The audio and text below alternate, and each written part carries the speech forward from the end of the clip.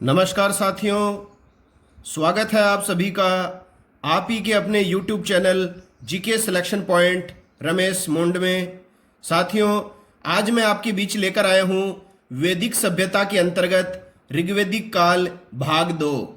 इससे पहले भाग 1 आपके बीच प्रदर्शित किया जा चुका है, जिसमें हमने पढ़ा था वैदिक सभ्यता के अंतर्गत ऋग्वैदिक कालीन राजनीतिक व्यवस्था तथा सामाजिक व्यवस्था के बारे में। और संपूर्ण टॉपिक जो है साथियों, वो बिंदुवार आपको समझाया जा रहा है। ध्यान रहे, आप प्रत्येक बिंदु को याद करते चलें, अपनी याददाश्त में बैठाएं, और जो बिंदु आपको कठिन लगता है, जो याद करने में आसान नहीं है, तो उसे आप अपनी नोटबुक में लिख सकते हैं, ताकि एग्जाम से पहले आप उस बिंदु को पुनः दोहरा सकें। तो साथियों, आज वैदिक सभ्यता भाग 2 में हम पढ़ेंगे ऋग्वैदिक कालीन आर्थिक व्यवस्था तथा धार्मिक व्यवस्था के बारे में। अगर जानकारियां आपको अच्छी लगें, आपके ज्ञान में उत्तरोत्तर वृद्धि करें, तो इस चैनल को अधिक से अधिक लाइक, शेयर और सब्सक्राइब जरूर करें। शुरू करते हैं आज का टॉपिक। तो इसमें है ऋग्वैदिक कालीन आर्थिक व्यवस्था या ऋग्वैदिक कालीन आर्थिक जीवन के बारे में अपन पढ़ेंगे। इस काल में अर्थव्यवस्था का आधार पशुपालन तथा कृषि था। तो साथियों, ये इंपॉर्टेंट बात है। अगर आपको पूछा जाए ऋग्वैदिक कालीन अर्थव्यवस्था का आधार क्या था, तो उत्तर पशुपालन आएगा। अगर पशुपालन ऑप्शन में ना आए तो उत्तर निश्चित रूप से कृषि आएगा। उर्वरा या क्षेत्र भूमि, ये देखिए साथियों, किसको कहा जाता था उर्वरा या क्षेत्र भूमि? जो कृषि योग्य भूमि होती थी उसको कहा जाता था उर्वरा या क्षेत्र भूमि। वेरी इंपॉर्टेंट है। अब देखिए साथियों, ऋग्वेद में जो चौथा मंडल है, मैंने आपको बताया कि कुल 10 मंडल थे ऋग्वेद में, तो जो चौथा मंडल है उसमें कृषि संबंधी प्रक्रिया का उल्लेख है। यह आपको ध्यान में रखना है। ऋग्वेद के चौथे मंडल में कृषि संबंधी प्रक्रिया का उल्लेख है। इससे पहले अपन ने ऋग्वेद का 7वां मंडल पढ़ा था। आपको ध्यान होगा, अगर आपने पिछला भाग देखा है, तो 7वां जो मंडल है उसमें दाशराज युद्ध का उल्लेख किया गया है। इसके अलावा 10वां जो मंडल है उसमें विराट पुरुष से उत्पन्न हुए 4 वर्णों का उल्लेख किया गया है, जिसमें जो है जिसे पुरुष सूक्त कहा जाता है।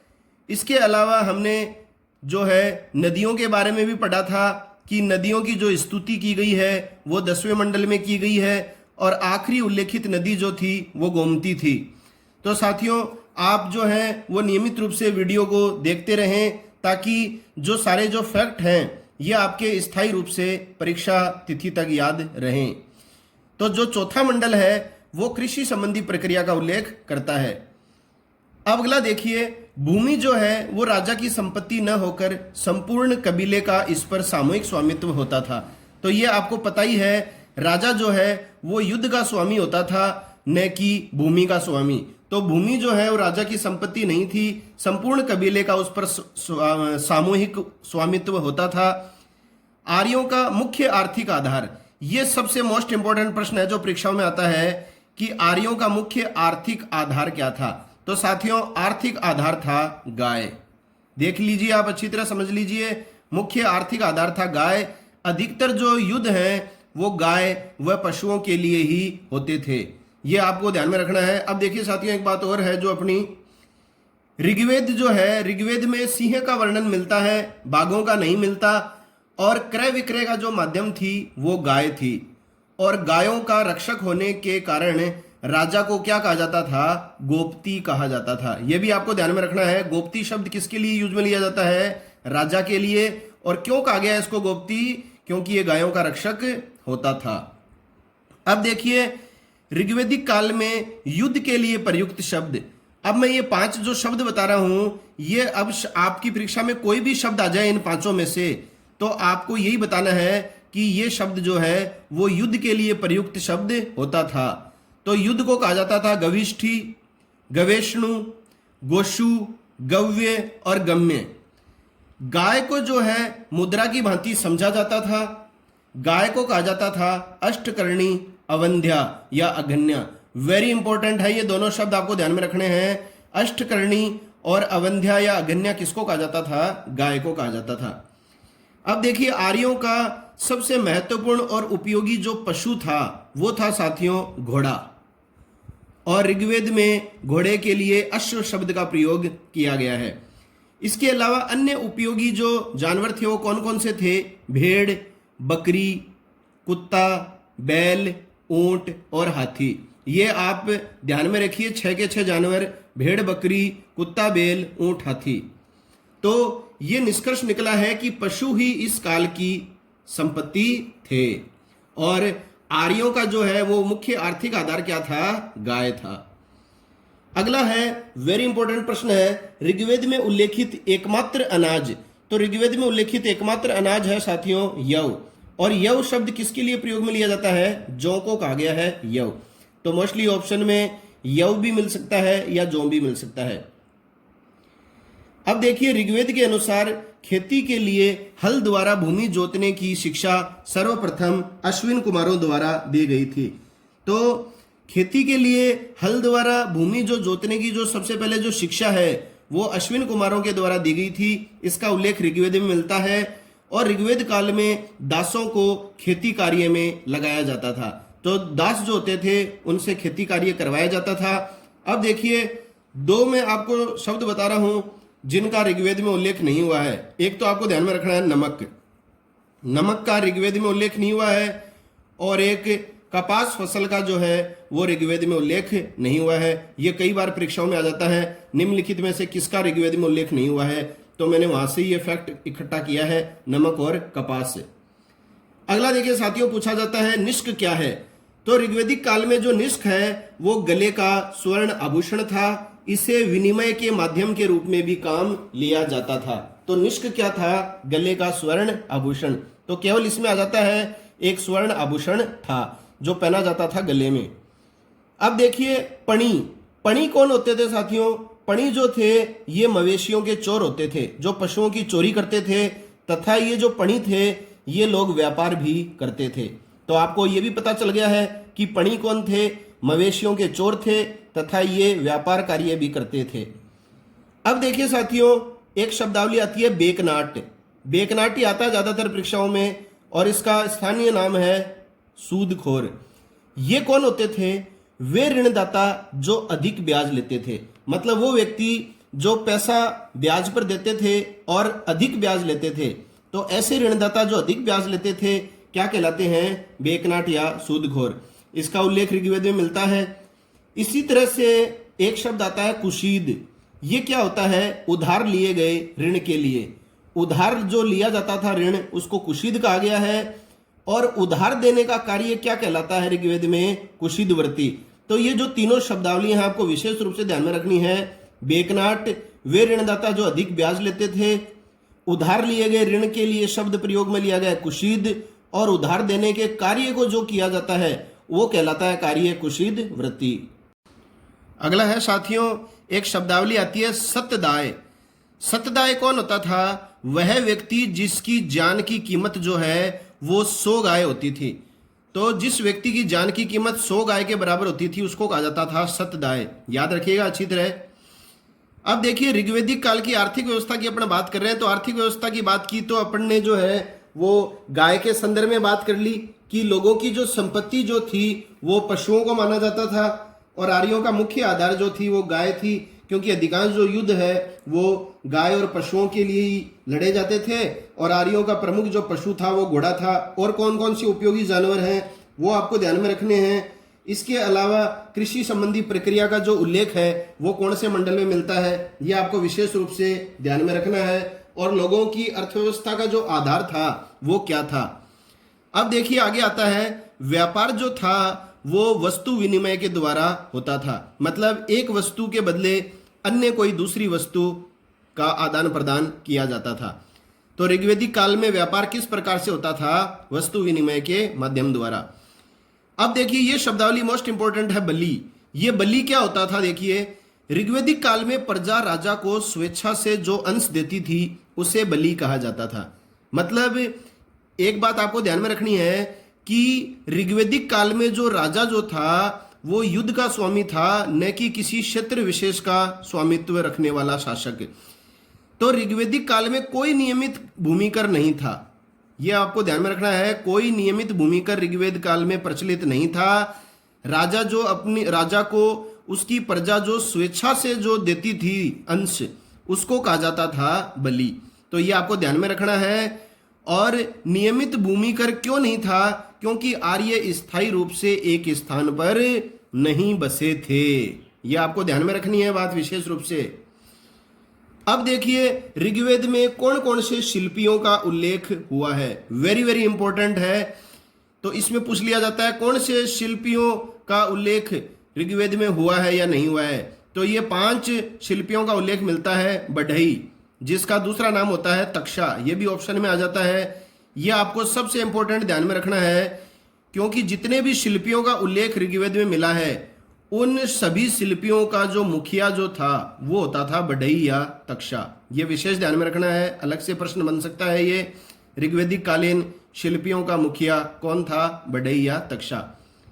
इसके अलावा रथकार, बुनकर, चरमकार और कुम्हार, इन शिल्पियों का उल्लेख ऋग्वेद में मिलता है। ऋग्वेद में अयश शब्द का प्रयोग तांबे व कांसे के लिए होता था। यह आपको विशेष रूप से ध्यान में रखना है। अयश जो शब्द है वो किसका संकेतक है? यह है तांबे व कांसे का। तो ऋग्वेद में अयश जो शब्द है वो तांबे व कांसे के लिए प्रयोग में लिया जाता था। आर्य जो थे वो लोहे से परिचित नहीं थे। ये भी ऐसे तथ्य हैं साथियों जो परीक्षाओं में पूछे जाते हैं। 4 कथन दे देगा और पूछ लेगा कौन सा सत्य है या असत्य है। आप किसी भी बिंदु को हल्के में नहीं ले सकते। आर्य जो थे वो लोहे से परिचित नहीं थे। अब देखिए आर्यों के द्वारा सर्वप्रथम प्रयुक्त धातु वेरी इंपॉर्टेंट है। आर्यों ने सबसे पहले किस धातु का प्रयोग किया था? तांबा। और तांबे को क्या कहा जाता था? श्वेत अयश। अगर केवल अयश आए तो वह तांबे व कांसे के लिए प्रयोग होता था ये शब्द, और तांबे को कहा जाता था श्वेत अयश। इसके अलावा जो सोना था उसको कहा जाता था हिरण्य। ये आपको ध्यान में रखना है, सोने को क्या कहा जाता था? हिरण्य। अब इसके बाद में अपन बात करेंगे ऋग्वेदिक कालीन धार्मिक व्यवस्था। साथियों अगर आपको जानकारियां पसंद आ रही हैं तो चैनल को अधिक से अधिक लाइक करें, शेयर करें और सब्सक्राइब जरूर करें। अब कई साथियों के ये शिकायत है कि उन्हें नोटिफिकेशन हाथों हाथ प्राप्त नहीं होते हैं। तो साथियों आपको मैं बता दूं कि आपने सब्सक्राइब तो चैनल को जरूर कर लिया है, लेकिन सब्सक्राइब बटन के सामने जो बेल आइकन है, घंटी वाला जो बटन है, उसको आप दबा दीजिए। उसको अगर आप दबा देंगे तो मेरे द्वारा जारी किए गए वीडियो के नोटिफिकेशन आप तक हाथों हाथ पहुंच जाएंगे। अब बात करते हैं ऋग्वेदिक कालीन धार्मिक व्यवस्था की।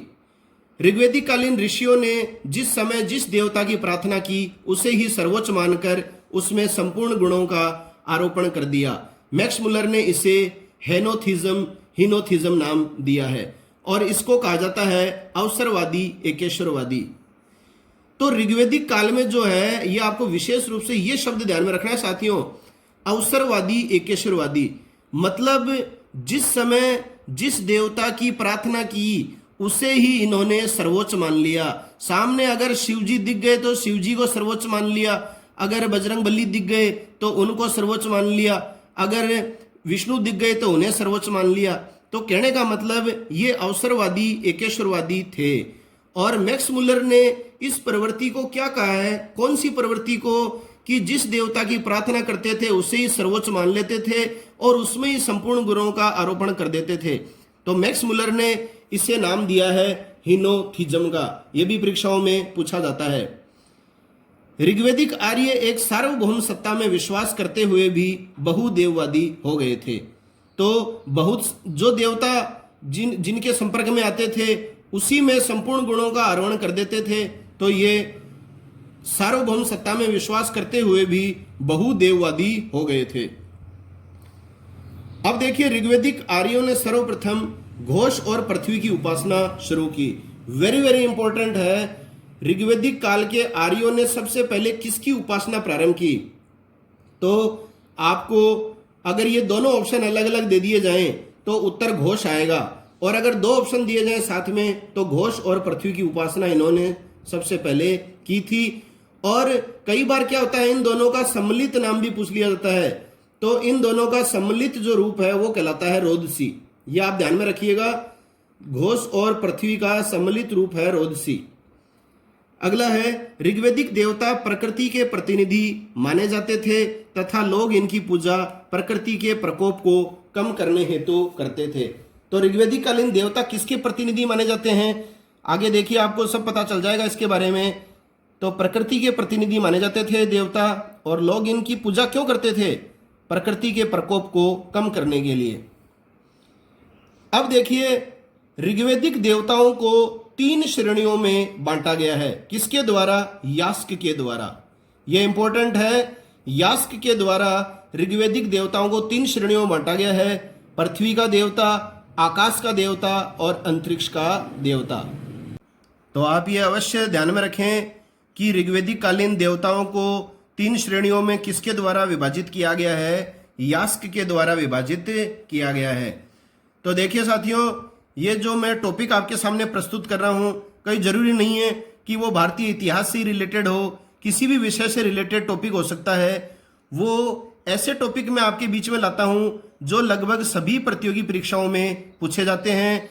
चाहे आप फर्स्ट ग्रेड की तैयारी क्यों न कर रहे हो और आपके विषय इतिहास है, तो यकीन मानिए साथियों, जो टॉपिक मैं इतिहास की आपके सामने ला रहा हूं उससे बाहर प्रश्न नहीं बनेगा, क्योंकि मेरा प्रयास यही रहता है कि विद्यार्थियों तक संपूर्ण जानकारी अधिक से अधिक मेरे चैनल के द्वारा पहुंचाई जा सके। तो अब अपन आगे बढ़ते हैं थोड़ा सा। तो सबसे पहले देखिए इसमें जो प्रश्न बनेगा साथियों वो यही है कि आपको 4 देवताओं के नाम दिए जाएंगे। पूछ लेगा पृथ्वी का देवता कौन था, या निम्नलिखित में से आकाश का देवता कौन सा था, या अंतरिक्ष का देवता कौन था। तो देखिए पृथ्वी से संबंधित ही देखिए, पृथ्वी के देवता स्वयं पृथ्वी आ गया, अग्नि, सोम, बृहस्पति, सरस्वती, ये 5 पृथ्वी के देवता थे। पृथ्वी, अग्नि, सोम, बृहस्पति, सरस्वती। इसके बाद में देखिए आकाश के देवता। आकाश के देवताओं में सूर्य देवता, घोष, मित्र, वरुण, पुशन, अदिति, उषा, अश्विन। तो सबसे पहले जो पूजा प्रारंभ की थी इन्होंने वो की थी पृथ्वी और घोष की। तो पहला था घोष, उसके बाद में पृथ्वी, और इन दोनों का सम्मिलित नाम क्या था तो वो भी आपको ध्यान में होना चाहिए साथियों, परीक्षा में आया हुआ है। तो आकाश के देवता पुनः देख लीजिए, सूर्य, घोष, मित्र, वरुण, पुशन, अदिति, उषा, अश्विन। अब तीसरा है अंतरिक्ष के देवता। अंतरिक्ष के देवता थे इंद्र।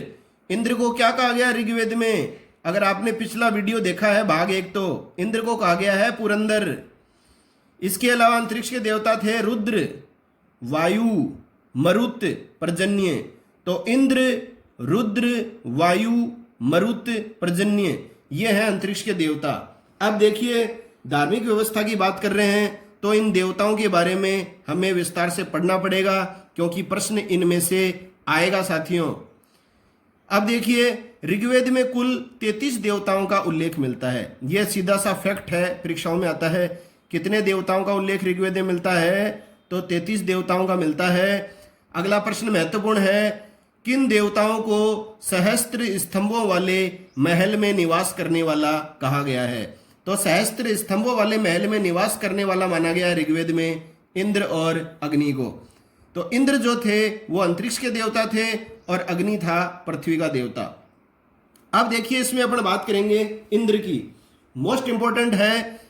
प्रश्न सीधा सा आ जाता है, भारतीय जीएस के नाम से किस देवता को जाना जाता है। तो भारतीय जीएस कहा जाता है इंद्र को। ऋग्वेद का सबसे महत्वपूर्ण देवता कौन सा था, तो सबसे महत्वपूर्ण देवता साथियों इंद्र था। और इंद्र का जो उल्लेख है ऋग्वेद में वो कितने सूक्तों के संदर्भ में किया गया है, 250 सूक्तों में। तो देखिए अब पढ़ते हैं इसके बारे में, संपूर्ण जानकारी दूंगा मैं आपको। ऋग्वेद का सबसे महत्वपूर्ण देवता था इंद्र। इंद्र को क्या कहा जाता था, पुरंदर कहा जाता था। पुरो मतलब दुर्ग को तोड़ने वाला, दुर्ग को तोड़ने वाला मतलब पुरंदर। और ऋग्वेद के दूसरे मंडल में इंद्र की स्तुति में 250 सूक्त हैं। ऋग्वेद के दूसरे मंडल में इंद्र की स्तुति में कितने सूक्तों का उल्लेख है? 250, 250। इंद्र को ऋग्वेद में माना जाता था वर्षा का देवता, और इंद्र का आह्वान किस लिए किया जाता था? भौतिक सुख और विजयों के लिए इंद्र का आह्वान किया जाता था। और इंद्र के लिए कौन कौन से नाम प्रयुक्त थे? रथेष्ट, विजयेंद्र, सोमपाल, शतक्रतु, वृत्रहन, मध्वा, ये 6 नाम जो हैं वो इंद्र के लिए प्रयुक्त हुए हैं। इंद्र की पत्नी का नाम आप सभी जानते होंगे, इंद्राणी, या जिसे कहा जाता है सची। तो ये आपको ध्यान में रखना है। इंद्र के संदर्भ में सबसे महत्वपूर्ण देवता थे ये। दूसरा है अग्नि। इंद्र के बाद जो है सर्वाधिक जो सूक्त मिले हैं ऋग्वेद में वो अग्नि के मिले हैं। इंद्र के कितने मिले हैं? 250 सूक्त दूसरे मंडल में। अब देखिए, इंद्र के बाद दूसरा सर्वाधिक महत्वपूर्ण देवता कौन था? अग्नि था। प्रथम मंडल का प्रथम सूक्त जो है वो अग्नि को समर्पित है। प्रथम जो मंडल है ऋग्वेद का, उसका जो प्रथम सूक्त है वो अग्नि को समर्पित है। अग्नि के अन्य नाम क्या हैं? ऋषि, याज्ञिक, होता, ऋत्विक, धर्मों का अध्यक्ष। यह इंपॉर्टेंट है, धर्मों का अध्यक्ष माना गया है अग्नि को। इसके अलावा गृहपति, पुरोहित और धृतक्रेश, ये सारे के सारे अन्य नाम हैं अग्नि के, जैसे ये अपन ने इंद्र के नाम पढ़े थे। अब देखिए, 200 सूक्त इसकी स्तुति में रचित हैं अग्नि के। देवताओं व मनुष्यों में मध्यस्थ, वेरी इंपॉर्टेंट है। किस देवता या देवता को या किसकी उपासना देवताओं व मनुष्यों में मध्यस्थ के रूप में की जाती है? तो अग्नि की जाती है, और इसके माध्यम से देवताओं को आहुतियां दी जाती थीं। अगला है वरुण। वरुण के देखिए नाम है, तो वरुण के लिए मुख्य रूप से प्रश्न आता है ऋत का संयोजक। ऋत का संयोजक तथा नैतिक व्यवस्था का नियामक, ये किस देवता को कहा जाता था? वरुण को। इसे धर्मपति भी कहा जाता है, पुण्य का देवता भी कहा जाता है, और वैष्णव धर्म का आधार पूछा जाता है। वैष्णव धर्म का आधार किस देवता को माना गया है? वरुण देवता को। और ये इंद्र और अग्नि के पश्चात तीसरा महत्वपूर्ण देवता था वरुण। 30 बार इसका उल्लेख हुआ है ऋग्वेद में। नदियों, जल व समुद्र का ये देवता था। प्राकृतिक घटनाओं व ऋत का संयोजक समझा जाता था, ये अपन पढ़ चुके हैं पहले ही। ऋत का संयोजक और नैतिक व्यवस्था का नियामक था ये। अब देखिए, इसके लिए एक शब्द आता है साथियों, ऋतस्य गोपा। ऋतस्य गोपा जो है ये किसको कहा जाता था? ये कहा जाता था वरुण को। क्यों? क्योंकि ये ऋत का संयोजक था। वरुण को असुर भी कहा गया है ऋग्वेद में। वरुण को जो है वो असुर भी कहा गया है। और देखिए, ऋत की व्याख्या क्या है? सृष्टि की नियमितता व भौतिक व नैतिक व्यवस्था के रूप में की गई है। तो ऋग्वेद में जो है वो ऋत की व्याख्या कैसे की गई है? ऋत को सृष्टि की नियमितता व भौतिक व नैतिक व्यवस्था के रूप में माना गया है। और ये प्रश्न भी परीक्षाओं में पूछा जाता है कि ऋत की रक्षा कैसे की जाती थी? तो ऋत की जो रक्षा है वो पासा खेलकर की जाती थी। अब देखिए, ऋत से ही कर्म सिद्धांत का जन्म हुआ है, ये आपको ध्यान में रखना है। कर्म सिद्धांत का जो जन्म हुआ है वो ऋत से ही हुआ है। और इसका क्या सिद्धांत है? जैसा हम बोते हैं वैसा ही काटते हैं। अब देखिए, कौन कौन से विद्वान हैं जिन्होंने ऋत की व्याख्या की है? तो ये विंटरनित्ज है। विंटरनित्ज का नाम आप पहले सुन चुके हैं, जिन्होंने वैदिक सभ्यता को 2 भागों में बांटा है, ऋग्वैदिक काल और उत्तर वैदिक काल। इसके अलावा मैकडोनेल और कीथ, ये 3 विद्वान थे जिन्होंने ऋत की व्याख्या की है। उत्तर वैदिक काल में जो ऋत है वो पूर्णतया लुप्त हो गया था। ये ऋत की जो व्यवस्था है ये केवल ऋग्वैदिक काल में रही है साथियों। अगर आपसे पूछा जाए उत्तर वैदिक काल में ऋत के संदर्भ में कोई भी प्रश्न, तो उत्तर वैदिक काल में ऋत व्यवस्था पूर्णतया लुप्त हो गई थी। ऋग्वैदिक काल के पश्चात आएगा उत्तर वैदिक काल। ईरान में जैन अवस्था में वरुण को आहुर मजदा कहा जाता था तथा वे प्रकाश के देवता थे। तो देखिए, ऋग्वेद की अधिकांश जो बातें हैं वो समानता रखती हैं जैन अवस्था से। और जैन अवस्था जो ग्रंथ है इसमें वरुण को क्या कहा गया है? आहुर मजदा कहा गया है। और ये किसके देवता माने गए हैं? प्रकाश के देवता। तो 3 मोस्ट इंपोर्टेंट ध्यान में रखना आप, इंद्र, अग्नि और वरुण। अगला है सोम। ये पेय पदार्थ के देवता थे और ऋग्वेद का जो 9वां मंडल है वो सोम को समर्पित है। वेरी वेरी इंपॉर्टेंट है, कई बार परीक्षाओं में आ चुका है। सोम देवता को समर्पित मंडल कौन सा है? 9वां मंडल। आंधी तूफान का देवता होता था मरुत, यह आपको ध्यान में रखना है। आंधी तूफान का जो देवता था वो कौन सा था? तो वो मरुत था।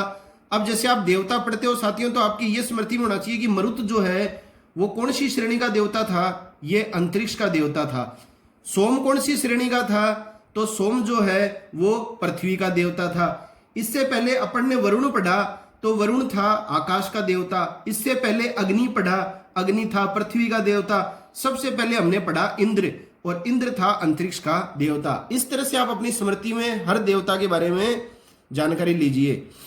अब देखिए, वर्षा का देवता था पर्जन्य। तो पर्जन्य जो था यह भी वर्षा का देवता माना जाता था। इसके अलावा हमने पढ़ा कि ऋग्वेद का जो सबसे महत्वपूर्ण देवता था इंद्र, यह भी वर्षा का देवता ही कहा जाता था। तो आप ध्यान में रख लेना कि वर्षा का देवता पूछ रहा है तो आपको इंद्र दे रहा है या पर्जन्य दे रहा है, मोस्टली इंद्र आ जाता है। अब बात करेंगे अपन पुषण।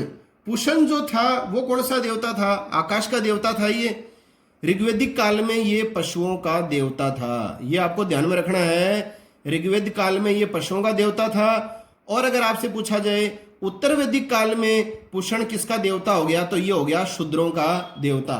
तो उत्तर वैदिक काल में ये किसका देवता बन गया था? शूद्रों का देवता बन गया था। ये परीक्षाओं में कई बार पूछा जाता है।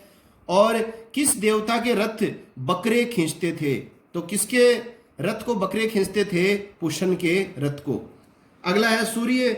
ये जो है आकाश का देवता था, प्रकाश का देवता था सूर्य। और वरुण को प्रकाश का देवता किस में माना गया है? ईरान के जैन अवस्था ग्रंथ में। सवित्र भी सूर्य का ही दूसरा रूप है। गायत्री मंत्र सवित्र को समर्पित है। तो यह भी इंपॉर्टेंट है, गायत्री मंत्र किसको समर्पित है? सूर्य या सवित्र को। अगला है अरण्यानी। यह जंगल की देवी थी। इसका सर्वप्रथम उल्लेख ऋग्वेद के 10वें मंडल के देवी सूक्त में मिलता है। तो जंगल की देवी अरण्यानी, इसका उल्लेख मिलता है ऋग्वेद के 10वें मंडल के देवी सूक्त में। सरस्वती, ये देखिए, ये ऋग्वेदिक काल में नदी देवी थी जो बाद में क्या बन गई? विद्या की देवी बन गई। तो वर्तमान में ये विद्या की देवी हैं सरस्वती। देवताओं की माँ। अब ये सीधा प्रश्न आता है, ऋग्वेदिक काल में देवताओं की माँ के रूप में किसे पूजा जाता था? तो ये थी अदिति। अगला है सविता या सवित। यह पाप मोचन देवता था। पाप मोचन देवता था। और सविता या सवित्र को कहा जाता था देवताओं की आंख या देवताओं के चक्षु। और सूर्य की उत्पादक प्रेरक शक्ति का प्रतीक था ये सविता। अगला है दिशना। दिशना कौन थी? ये वनस्पति की देवी थी। उषा या जिसका दूसरा नाम था अरुणोदय देवी, ये सूर्य की पत्नी मानी जाती हैं उषा, और इसे प्रभात की देवी भी कहा जाता है। और ऋग्वेद में इस अमूर्त देवी की सर्वाधिक प्रशंसा की गई है। ये आप ध्यान में रखिए साथियों, ऋग्वेद में किसकी सर्वाधिक प्रशंसा की गई है अमूर्त देवी के रूप में? तो वो है उषा या अरुणोदय देवी। अब अगला प्रश्न आता है, देवताओं के वेद किसे माना गया है? तो देवताओं के जो वेद है वो अश्विन को माना गया है, और ये आकाश के देवता थे। तो साथियों, ये था आज अपना वीडियो वैदिक सभ्यता भाग 2, जिसमें हमने ऋग्वेदिक कालीन आर्थिक व्यवस्था के बारे में पढ़ा और धार्मिक व्यवस्था के बारे में पढ़ा। तो मेन जो इसमें देखिए 5-7 प्रश्न हैं जो बहुत ज़्यादा बार परीक्षाओं में पूछे जाते हैं, उनको मैं आपको बताना चाहूँगा। तो एक तो आपको ये ध्यान में रखना है कि ऋग्वेदिक काल में अर्थव्यवस्था का आधार क्या था? तो ये पशुपालन था। इसके अलावा आर्यों का मुख्य आर्थिक आधार क्या था? तो ये गाय था। अष्टकर्णी या अवंध्या किसे कहा जाता था? तो ये गाय को कहा जाता था। आर्यों का मुख्य उपयोगी महत्वपूर्ण पशु कौन था? तो ये घोड़ा था, जिसे अश्व कहा जाता है।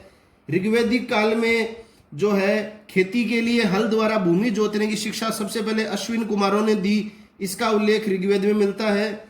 इसके अलावा दासों को खेती कार्य में लगाया जाता था। निष्क क्या होता था? तो गले का स्वर्ण आभूषण था। पणी कौन होते थे? व्यापारी होते थे जो मवेशियों की चोरी करते थे। ऋणदाता जो अधिक ब्याज लेते थे वो बेकनाट कहलाते थे। इसके अलावा जो है अपन ने जो पढ़ा था कि व्यापार जो है वो वस्तु विनिमय के द्वारा होता था, और प्रजा राजा को जो स्वेच्छा से अंश देती थी उसको बलि कहा जाता था। इसके अलावा सर्वाधिक महत्वपूर्ण जो शिल्पियां था उसका प्रमुख कौन था? तो वो बढ़ई या तक्षा था। इसके अलावा जो है आर्य लोहे से परिचित नहीं थे।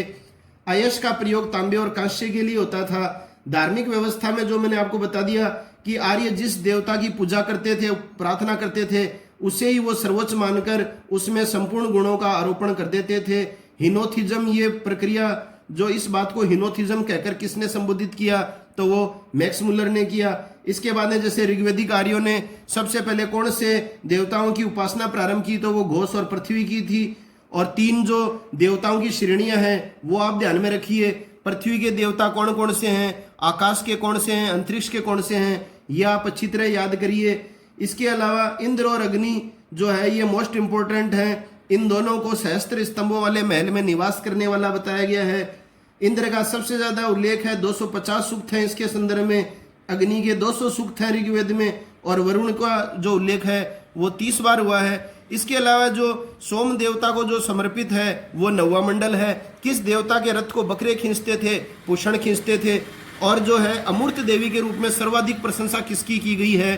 तो वो अरुणोदय देवी या उषा की गई है। तो इस संदर्भ में जो है सारी की सारी बातें जो है मैंने अधिक से अधिक आपके बीच शेयर करने का प्रयास किया है। और साथियों, मेरे चैनल का प्रयास यही रहता है कि मैं ज़्यादा से ज़्यादा सामग्री आपके बीच में ला सकूं, ताकि आप जो टॉपिक पढ़ें उससे बाहर प्रश्न नहीं बने। तो अगर आपको ये वीडियो पसंद आया है तो इसे अधिक से अधिक लाइक, शेयर और सब्सक्राइब जरूर करें। अगले भाग के साथ पुनः मिलेंगे, तब तक के लिए जय हिंद, जय भारत।